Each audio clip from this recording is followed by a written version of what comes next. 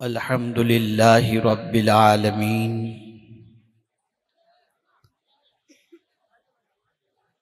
والعاقبۃ للمتقین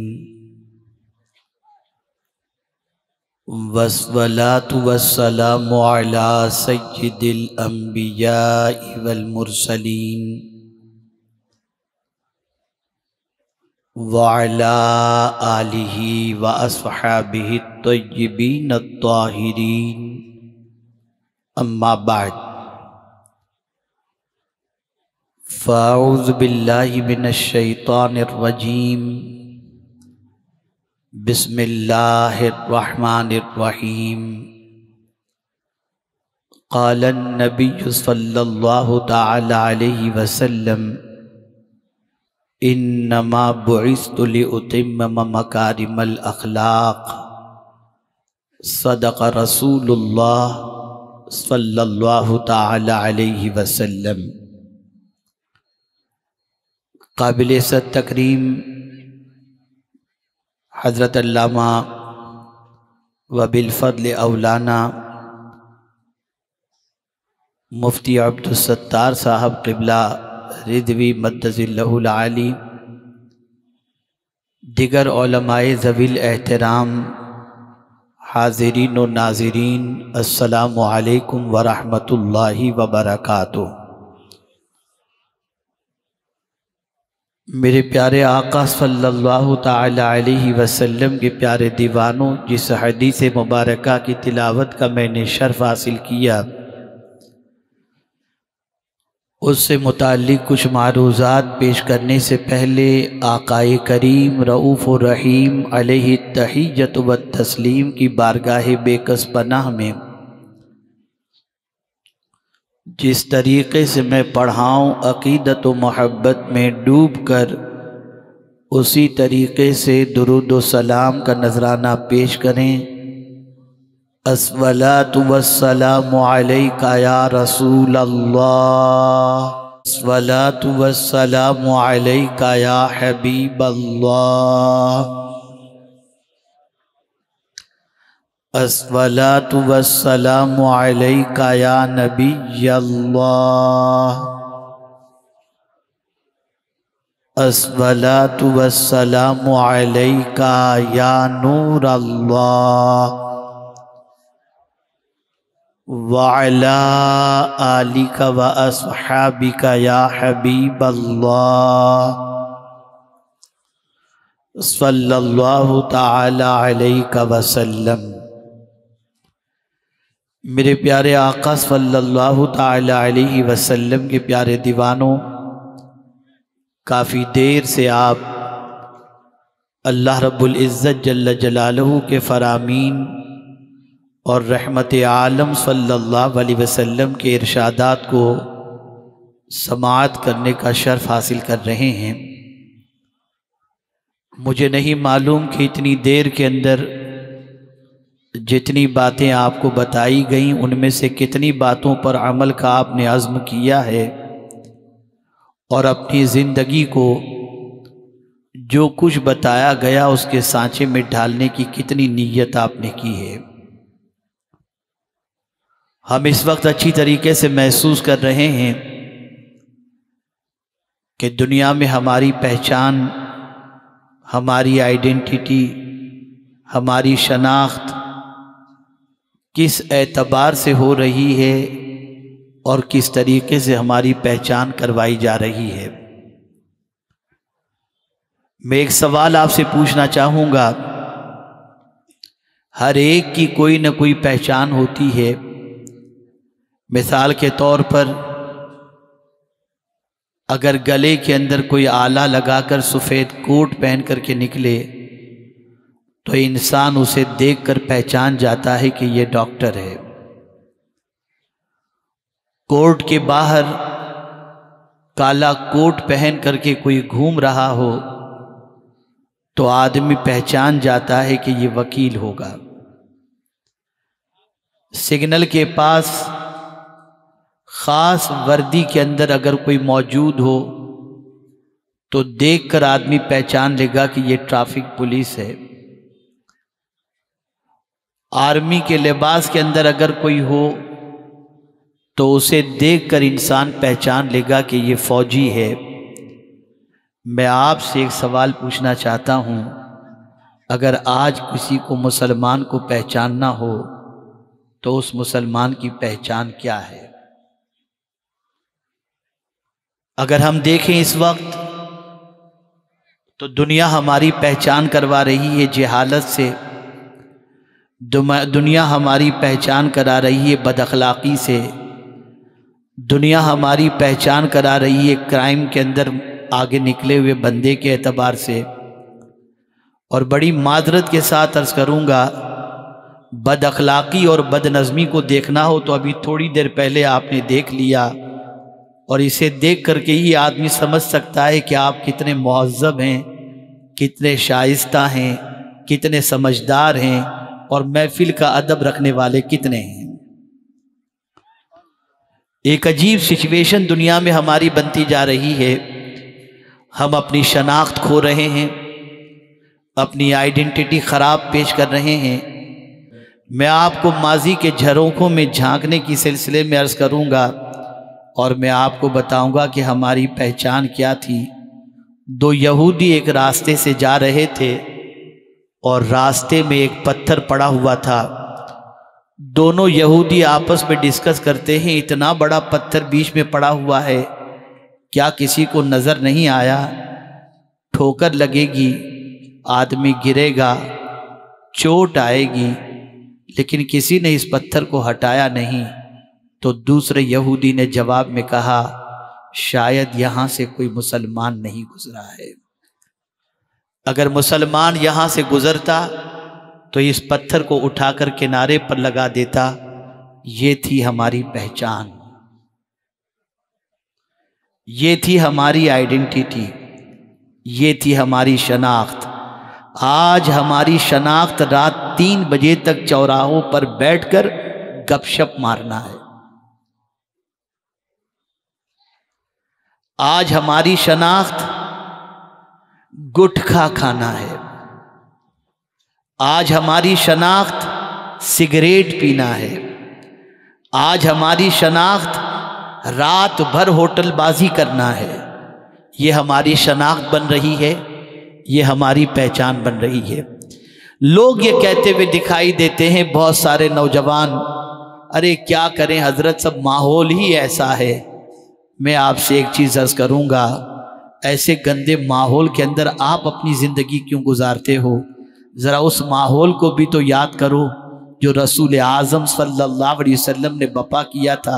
रहमत आलम सल्लल्लाहु अलैहि वसल्लम आपको हमको कैसा देखना चाहते हैं, ज़रा उस तरफ भी अपनी तवज्जो को आप मबज़ूल करें। तो मैं आपको बताऊं हमारी पहचान क्या थी, हमारी शनाख्त क्या थी। तो आज इतने बड़े जयपुर शहर के अंदर हमारे इदारे कितने हैं, हमारी स्कूल कितनी है, बल्कि पूरे हिंदुस्तान का अगर आप सर्वे कर लें, पूरी दुनिया का सर्वे कर लें, तो माजी की हमारी पहचान ख़त्म होती दिखाई देती है।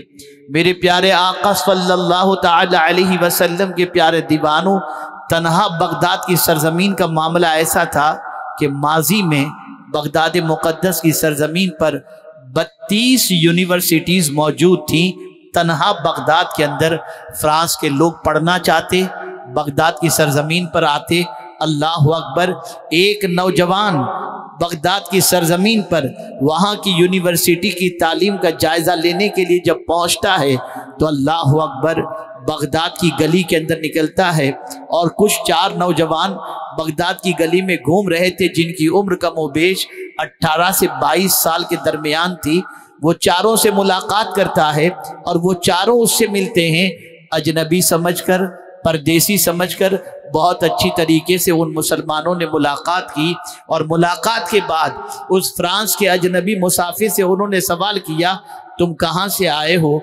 बातचीत का सिलसिला बढ़ा और बढ़ने के बाद पता चला वो यूनिवर्सिटी का जायज़ा लेने के लिए आया है ताकि अपनी इल्मी तशनगी को बुझा सके।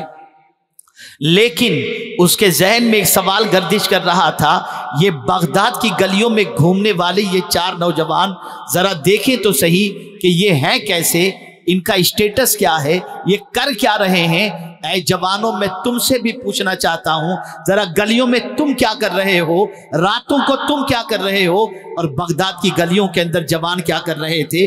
جب اس جوانوں سے پوچھا گیا، اس فرانس کے نوجوان نے پوچھا، ایک نوجوان سے پوچھتا ہے تم کیا کر رہے ہو، تو وہ کہتا ہے میں ماہر ارضیات بن رہا ہوں۔ دوسرے سے پوچھا تم کیا کر رہے ہو، تو اس نے جواب میں کہا میں ماہر فلکیات بن رہا ہوں۔ تیسرے سے پوچھا تم کیا کر رہے ہو، اس نے جواب میں کہا میں علم طب میں مہارت حاصل کر رہا ہوں۔ چوتھے سے پوچھا تو اس نے بھی جواب کے اندر علم سائنس کے حوالے سے بتایا کہ میں یہ علم حاصل کر رہا ہوں۔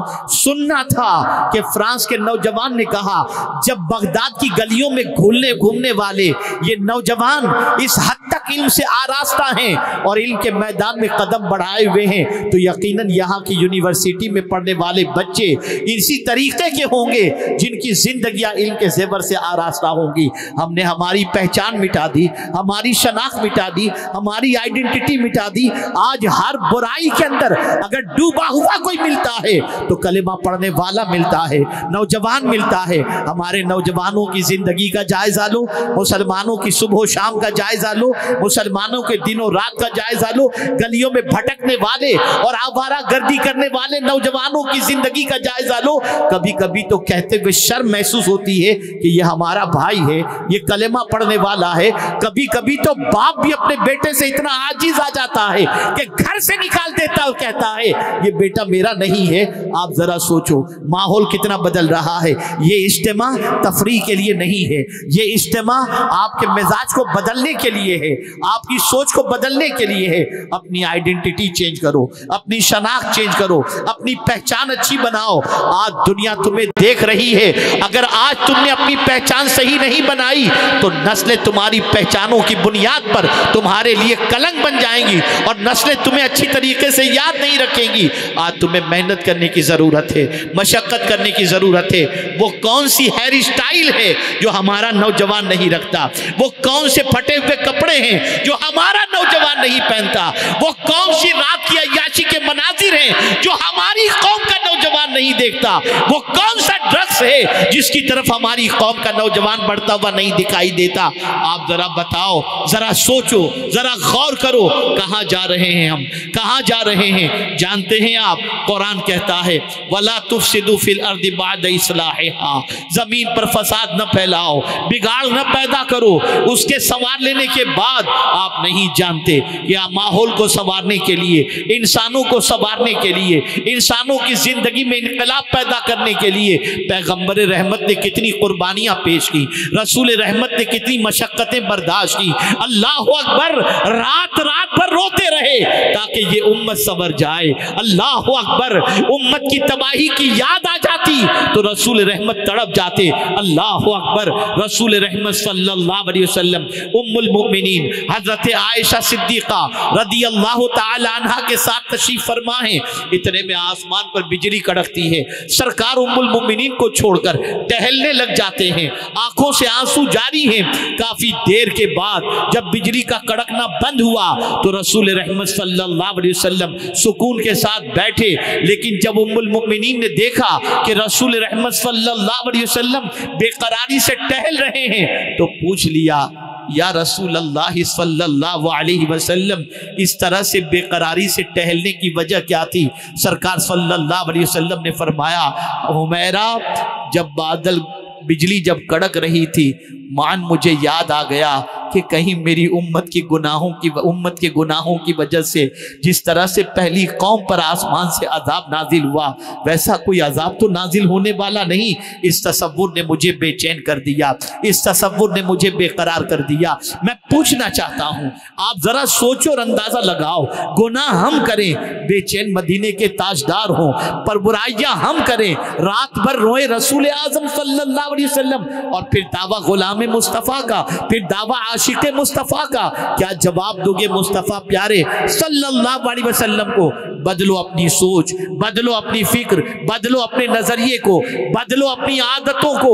میرا یہ جملہ زندگی بھر یاد رکھنا، حضور نظام بدلنے کے لیے نہیں آئے تھے، حضور مزاج بدلنے کے لیے آئے تھے۔ سرکار نے مزاج بدلا ہے، سرکار نے لوگوں کی زندگیوں میں انقلاب پیدا کیا ہے، پاکیزہ تصورات عطا کیے ہیں، نیک خیالات عطا کیے ہیں، معبود برحق کی بارگاہ کے اندر جبین نیاز جھکانے کا سلیقہ عطا کیا ہے۔ ایسے پاکیزہ نوجوان مدینے کے تاجدار نے عطا کیے کہ جن کی جوانی کی قسم کھائی جا سکتی ہے، دنیا کا کوئی حسن ان کی زندگی اور ان کے قدم کو متزلزل نہ کر سکا۔ کہاں جا رہے ہو آپ؟ کس راستے کے مسافر بن رہے ہو آپ؟ آج قرآن دکھا کر یہ نہیں کہا جاتا کہ یہ غلط ہے، آج حضور کی سیرت بتا کر کے یہ نہیں کہا جاتا کہ سرکار صلی اللہ علیہ وسلم کی معاذ اللہ سیرت داغدار ہے۔ اگر آج اسلام کو بدنام کیا جاتا ہے تو مسلمانوں کو دکھا کر، کلمہ پڑھنے والوں کو دکھا کر، اور یہ کلمہ پڑھنے والے ہیں کہ سدھرنے کا نام ہی نہیں لیتے۔ یہ کلمہ پڑھنے والے ہیں کہ کوئی آوارہ گردی چھوڑنے کو تیاری نہیں، اللہ ماشاءاللہ۔ مسجدیں انتظار کرتی ہیں، اسکول انتظار کرتے ہیں، اسکولز انتظار کرتے ہیں، یونیورسٹی انتظار کرتی ہے، لیکن تعجب کی بات ہے تعلیم کے زیور سے آراستہ ہونے کے لیے بہت سارے بچے کالج اور یونیورسٹی کی دہلیز پر قدم رکھنے کے بعد اپنا مقصد بھول کر نہ جانے کس راہ کے شکار ہو جاتے ہیں۔ آپ شاید نہیں جانتے، اس وقت آئی ٹی کی فیلڈ کے اندر ہندوستان پوری دنیا کی نمائندگی کرتا ہوا نظر آتا ہے۔ گوگل کے اندر ہندوستانی ملے گا، فیس بک کے اندر ہندوستانی ملے گا، ہر جگہ پر دنیا کے اندر، لیکن آپ اس میں تلاش کر لیجئے کہ مسلمان کتنے ہیں، کلمہ پڑھنے والے کتنے ہیں۔ بدلو اپنی سوچ کو۔ یار یہ کب تک کرتے رہو گے آپ؟ یہ کب تک آوارہ گردی؟ کیا تباہی کے مناظر تمہیں کچھ یاد نہیں دلاتے؟ کیا بربادی کے مناظر تمہیں جھنجھوڑتے نہیں ہیں؟ کیا تمہیں رسول اعظم کی قربانی کا کوئی خیال نہیں ہے؟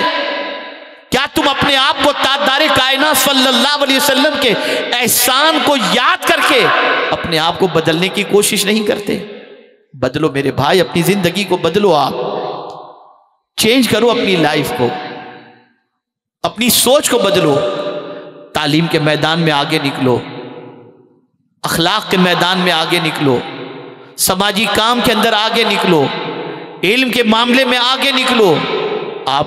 آپ محنت و مشقت کر کے دنیا کو یہ بتا دو کہ ہم الحمدللہ نبی رحمت صلی اللہ تعالی علیہ وسلم کے صحیح معنوں میں چاہنے والے ہیں۔ آئیے میں نے جس حدیث کی تلاوت کا شرف حاصل کیا اس پر کچھ معروضات پیش کروں۔ آقا کریم صلی اللہ علیہ وسلم اپنے مبعوث ہونے کا ریزن بیان کرتے ہیں، اپنی بعثت کا۔ انما بعثت لأتمم مکارم الاخلاق، میں تو اسی لیے دنیا میں بھیجا گیا تاکہ اخلاق کمپلیٹ کر دوں۔ اخلاق، توجہ چاہوں گا، تھوڑی دیر مجھے برداشت کر لیں، زیادہ وقت میں نہیں لوں گا، لیکن چاہوں گا کہ پوری توجہ سے گفتگو کو سماعت فرمائیں۔ اخلاق کتنی بڑی دولت ہے۔ پہلے تو یہ سمجھیں کہ اخلاق کہتے کس کو، بہت سمپل لینگویج میں سمجھاؤں گا، آسانی سے بات سمجھ میں آ جائے گی۔ ایک ہے خلق اور ایک ہے خلق، دونوں کا مادہ سیم ہے۔ خلق کس کو کہتے ہیں؟ یہ ہمارا ظاہری اسٹرکچر جو نظر آتا ہے نا، جو آنکھوں سے دکھائی دے اسے خلق کہتے ہیں، جو آنکھوں سے دکھائی دے اسے خلق کہتے ہیں، اور جو دل میں محسوس کیا جائے اسے خلق کہتے ہیں۔ جو دل میں محسوس کیا جائے اسے خلق کہتے ہیں۔ دیکھیے میں آپ کو بتاؤں، اگر کوئی آپ سے کہے کہ سچ دکھائیے دکھا نہیں سکتے لیکن سچ محسوس کیا جا سکتا ہے، نرمی دکھائی نہیں جا سکتی لیکن آدمی کو محسوس ہوتی ہے، ٹھیک ہے نا؟ تو اخلاق اس کو کہتے ہیں جو محسوس کیا جائے۔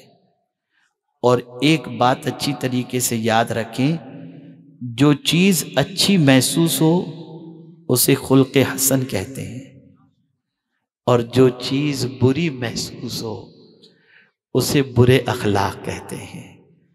حضور صلی اللہ علیہ وسلم اچھے اخلاق کو کمپلیٹ کرنے کے لیے تشریف لائے، اور میرا یہ جملہ وہ نوجوان جو شادی کرنا چاہتے ہیں نا، جن کی شادی نہیں ہوئی، وہ ذہن میں محفوظ رکھ لیں، جو چیز آنکھوں کو اچھی لگتی ہے اس سے زیادہ اس بات کی فکر کرنا جو آپ کے دل کو اچھی لگتی ہو۔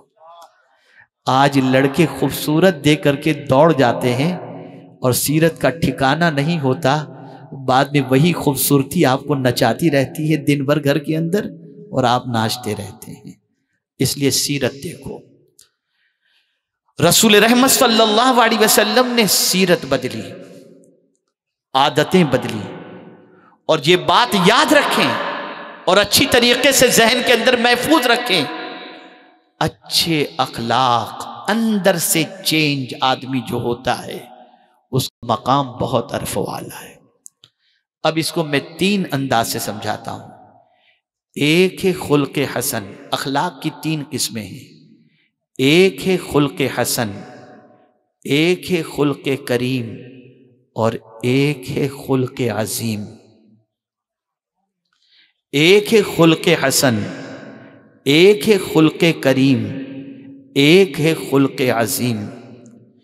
خلق حسن اس کو کہتے ہیں اگر آپ کے ساتھ کوئی اچھائی کرے آپ اس کے ساتھ اچھائی کرو، یہ ہے خلق حسن۔ اگر آپ کے ساتھ کوئی برائی کرے اور آپ اس کے ساتھ برائی نہ کریں بلکہ کوشش کریں کہ اس کے ساتھ بھی کچھ اچھائی کر دیں، اس کو کہتے ہیں خلق کریم۔ اور خلق عظیم کسے کہتے ہیں؟ اللہ اکبر۔ اگر کوئی آپ سے برائی کرنے میں حد سے آگے نکل جائے، اتنی برائی کرے جس کی کوئی انتہا نہیں، اور آپ اس کے جواب میں اچھائی میں اس سے آگے نکل جائیں، اچھائی میں اس سے آگے نکل جائیں، یہ ہے خلق عظیم۔ تو میرے آقا صلی اللہ علیہ وسلم کی شان یہ ہے کہ لوگوں نے حضور سے برائی میں کوئی کسر نہیں رکھی، اور مصطفیٰ نے ان کے سامنے اچھائی کے اندر کوئی کسر نہیں رکھی، ان کی برائی پر مصطفیٰ کی اچھائی غالب آ گئی۔ تو میرے امام دونوں چیزوں کی تعریف کرتے ہیں، تیرے خلق کو حق نے عظیم کہا، تیرے خلق کو حق نے جمیل کیا، کوئی تجھ سا ہوا ہے نہ ہوگا شہا، حضور جیسا کوئی نہیں ہو سکتا۔ اب آپ جب اتنا سمجھ گئے، اب آج کے دور کی مینٹیلیٹی آپ کو بتاؤں۔ آج کے دور کے انسانوں کی سوچ یہ، سیدھے لوگوں کا زمانہ نہیں ہے، کہتے ہو نا، ارے اس نے 1 دیا میں 100 دوں گا، کہتے ہو نا۔ یہی تو برباد کر چکی ہم کو یہ چیز۔ اگر کوئی شخص اپنے اچھے اخلاق کا مظاہرہ کرے، خلق حسن کا مظاہرہ کرے، خلق کریم کا مظاہرہ کرے، تو ایک سوال آپ سے پوچھتا ہوں، سوال آپ سے پوچھوں گا، جواب دیجیے گا۔ کیا اس مجمع میں کوئی ایسا ہے جو ہر رات نماز کے اندر گزارتا ہو، پوری رات؟ کوئی ہو تو ہاتھ اٹھا دے۔ نہیں ہے نا؟ ارے بہت سارے تو ایسے ہوں گے جو عشاء بھی ٹائم پہ نہیں پڑھتے ہوں گے اور فجر بھی ٹائم پہ نہیں پڑھتے، پوری رات تو بہت دور کی بات۔ کیا آپ میں کوئی ایسا شخص ہے جو پوری زندگی روزے میں گزارے؟ ہے کوئی ایسا شخص؟ نہیں۔ اب آپ سوچیں، جب 5 وقت کی نماز اتنی ڈیفیکلٹ محسوس ہوتی ہے، ماہ رمضان کے روزے کے سلسلے میں عید کے چاند کی جلدی ہوتی ہے اور رمضان کے چاند کے سلسلے میں سوچتے ہیں ایک دن اور لیٹ ہو جائے تو اچھا ہے. یہ سچویشن ہوتی ہے. تو پورے سال کے روزے آدمی کیسے رکھ پائے گا؟ ساری رات عبادت کیسے کر پائے گا؟ لیکن آپ نہیں جانتے، اگر آپ پوری رات عبادت کرنے والے اور پوری زندگی روزے رکھنے والے کے ثواب کے برابر ثواب کمانا چاہتے ہو تو حضور صلی اللہ علیہ وسلم نے فرمایا اچھے اخلاق والا انسان اس مقام کو پا لیتا ہے جو رات بھر عبادت کرنے والا اور دن بھر روزہ رکھنے والے کو مقام حاصل ہو. یہ ہے اچھے اخلاق کی طاقت، یہ ہے اچھے اخلاق کی قیمت. آج اتنے اخلاق بگڑ گئے کہ ہماری قوم کا ننھا سا بچہ بات کا آغاز کرتا ہے تو ماں کی گالیوں سے اور بہن کی گالیوں سے. کہاں جا رہے ہو آپ؟ اور بچے یہ گالیاں ماں باپ سے سنتے ہیں اور باہر نکل کے یہی گالیاں بکتے ہیں. کیا یہ پہچان ہے ہماری؟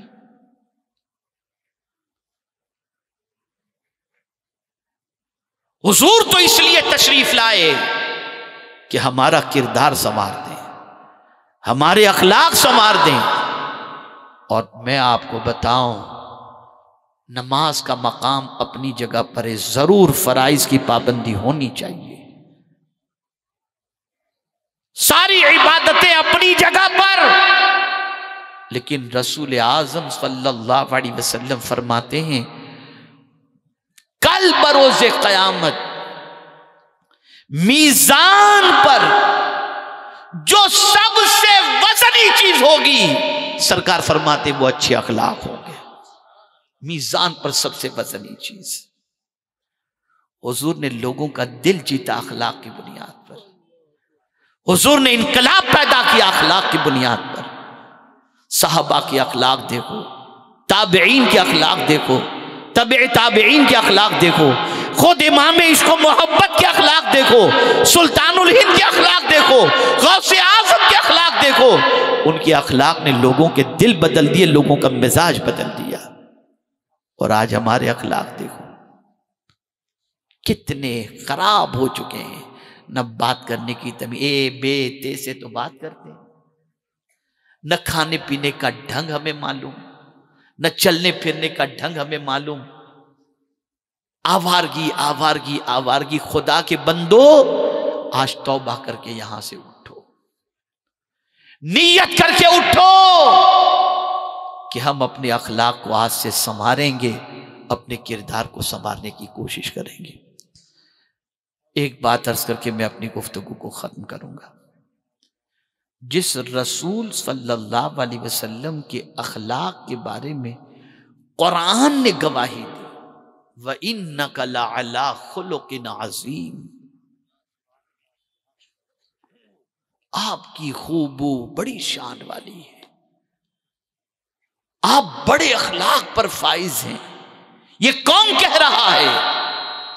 حضور کے عظمت والے اخلاق کی تعریف خالق کائنات کر رہا ہے، اپنی کتاب میں کر رہا ہے.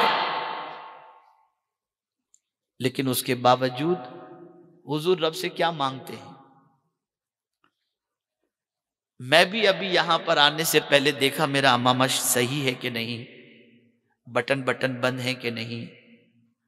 آپ بھی صبح نکلتے ہوں گے، آئینے کے سامنے کھڑے ہوتے ہیں اور روزانہ اپنے آپ کو دیکھتے ہیں برابر بال بنے ہوئے ہیں کہ نہیں. میں سوال پوچھوں گا، آپ مجھے جواب دیجئے گا تو مجھے اطمینان ہو کہ میری بات آپ سمجھ رہے ہیں. ایسا کرتے ہیں کہ نہیں کرتے؟ ایسا جواب نہیں، ایسا جواب دیجئے کہ میں سمجھوں کہ سب سمجھ رہے ہیں. آپ کرتے ہیں نا؟ آئینے کے سامنے سنورتے ہیں نا؟ کیا حضور آئینے کے سامنے کھڑے نہیں رہتے تھے؟ لیکن حضور آئینے کے سامنے کھڑے رہ کر کیا دعا کرتے تھے، ذرا اس دعا کو تو یاد کرو۔ اللہ جن کے اخلاق کو قرآن نے عظیم کہا، وہ رسول جب آئینے کے سامنے کھڑے ہوتے تو کہتے اللہم احسن خلقی کما حسنت خلقی، اے اللہ جس طرح تو نے میرا ظاہر اچھا بنایا ہے میرا باطن بھی اچھا بنا دے۔ آپ اندازہ لگائیے، ساری دنیا کو اخلاق کی خیرات ملی مدینے کے تاجدار سے، وہ بھی اچھے اخلاق کی دعا اپنے رب کی بارگاہ میں کر کے اپنی امت کو تعلیم دے رہے ہیں۔ ظاہر دنیا کو متاثر کرتا ہے اور باطن خدا کی رحمت کو پکارتا ہوا نظر آتا ہے۔ سوارو اپنے آپ کو۔ کیا یہ دعا کبھی ہم کرتے ہیں؟ کیا کبھی ہمارے اخلاق کی ہم کو فکر ہے؟ نہیں۔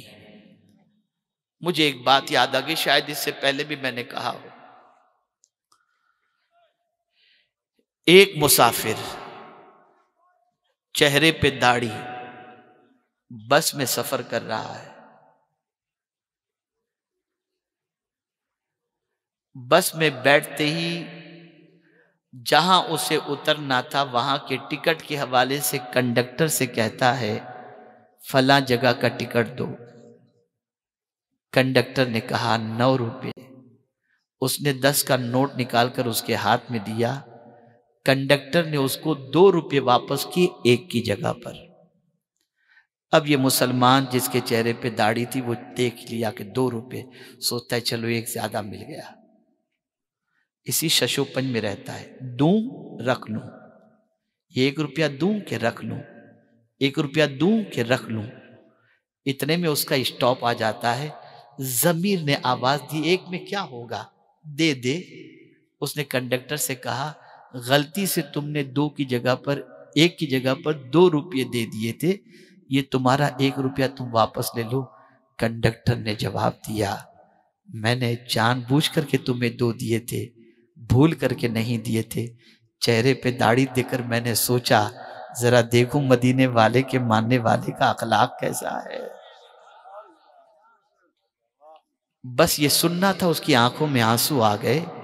وہ نکلا وہاں سے، قریب میں جب اس کا اسٹاپ آیا وہ اتر کر سامنے مسجد تھی، مسجد میں گیا اور سجدے میں جا کر کے جو بات اس نے کہی مسلمانوں یاد رکھو، اس نے سجدے میں جا کر اللہ کی بارگاہ میں عرض کیا مولا 1 روپے میں اپنا ایمان بیچ دیتا، تیرا کرم ہے کہ تو نے میرا ایمان بھی بچا لیا اور مدینے والے کے امتی ہونے کی لاج بھی رکھ لی۔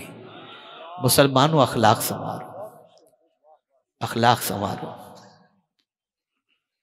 بہت سنوارنے کی ضرورت ہے۔ اور ایک بات میری ہمیشہ کے لیے یاد رکھنا، بہت سارے لوگ پھاندے بازی جو کرتے ہیں نا، اس کا کھا گئے اس کا کھا گئے، چلتا ہے چلتا ہے چلتا ہے چلتا ہے۔ اس بات کو اچھی طرح سے یاد رکھو، یہ جملہ یاد رکھنا، جتنا آپ رزق کو تلاش کرتے ہو نا، خدا کی قسم اس سے زیادہ روزی آپ کو تلاش کرتی ہے۔ آپ کے حصے کی روزی آپ کو مل کر کے رہے گی۔ میں یہاں ایک بات عرض کروں، کسی